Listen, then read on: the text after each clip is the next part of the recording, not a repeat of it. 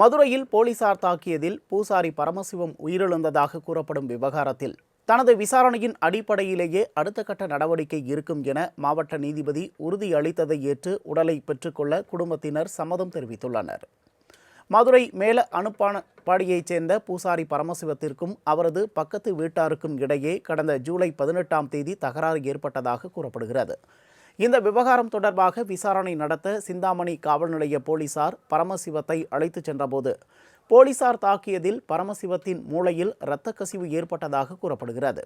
இதனை அடுத்து கடந்த 5ஆம் தேதி மதுரை அரசு ராஜாஜி மருத்துவமனையில் சிகிச்சைக்காக அனுமதிக்கப்பட்ட போது வீட்டில் கீழே விழுந்ததில் காயம் ஏற்பட்டதாக பரமசிவம் தெரிவித்துள்ளார்.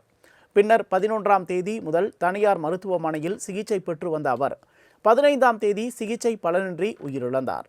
போலீசாரின் மிரட்டல் காரணமாகவே காயம் ஏற்பட்டதற்கான உண்மையான காரணத்தை மாற்றி கூறியதாகவும் பரமசிவத்தின் உயிரிழப்புக்கு போலீசாரின் தாக்குதலே காரணம் என்றும் குடும்பத்தினர் குற்றம் சாட்டியுள்ளனர்.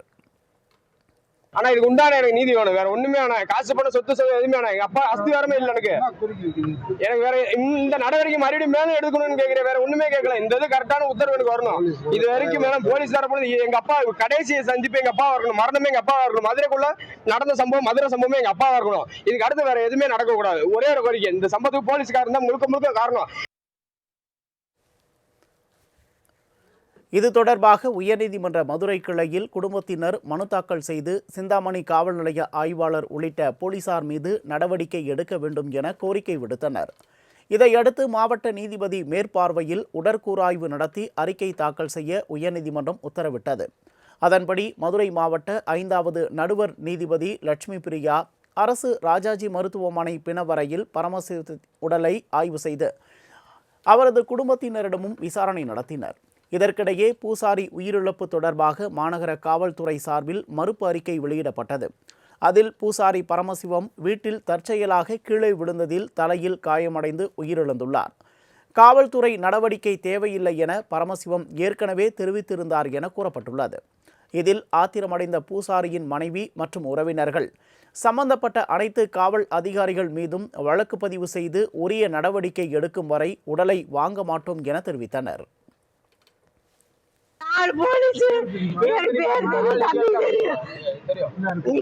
தெரியும். அதே மாதிரி அவங்க உள்ள உட்காந்துக்கிட்டே அடிக்க விட்டாரு, பார்த்துக்கிட்டே அடிக்க விட்டாரு.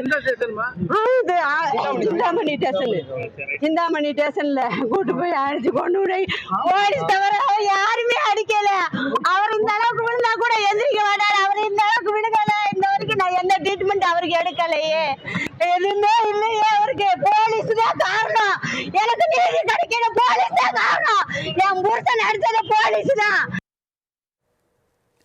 மேலும் இதுகுறித்து பூசாரியின் உறவினர்கள் மாவட்ட நீதிபதியிடம் முறையிட்ட நிலையில் தனது விசாரணையின் அடிப்படையிலேயே அடுத்த கட்ட நடவடிக்கைகள் இருக்கும் என நீதிபதி தெரிவித்தார். அதனைத் தொடர்ந்து பூசாரி பரமசிவன் உடலை வாங்க அவரது குடும்பத்தினர் சம்மதம் தெரிவித்துள்ளனர்.